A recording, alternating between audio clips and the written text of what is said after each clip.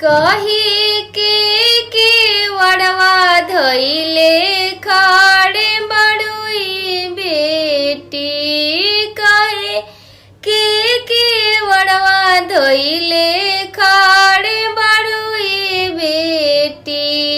कहे लागी दोनों नैना लोरा डरे हो बेटी।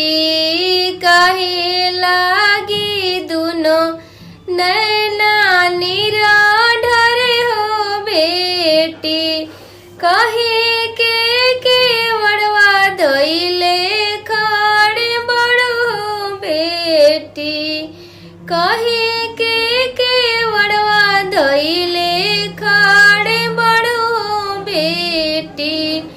कहे लागी दोनों नैना नीरा डरे हो बेटी।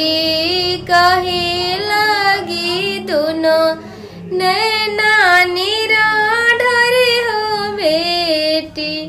हम पढ़ल बरवानी पढ़ाई पापा। हम पढ़ल बरवानी पढ़ाई पापा। एही लागी दोनों नैना नीरा डरे हो पापा। एही लागी दोनों नैना नीरा डरे हो पापा। मम्मी के देखी के संतोष करहो बेटी। मम्मी के देखी के संतोष करहो बेटी।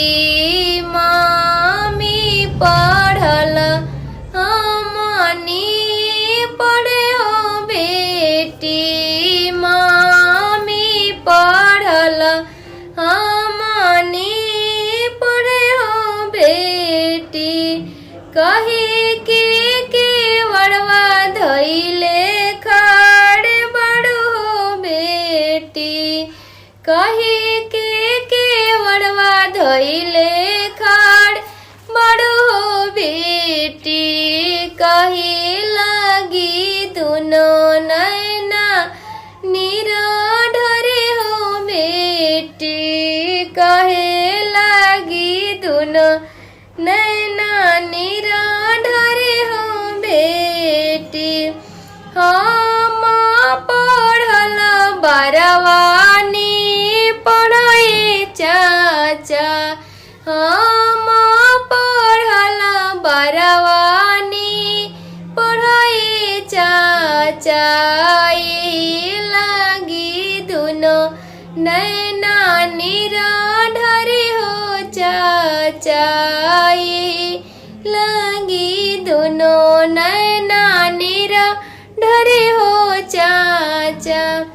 चाची के देखी के संतोष करहो बेटी। चाची के देखी के संतोष करहो बेटी।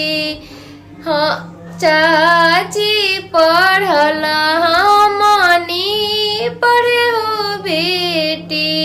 चाची पढ़ल हमनी पढ़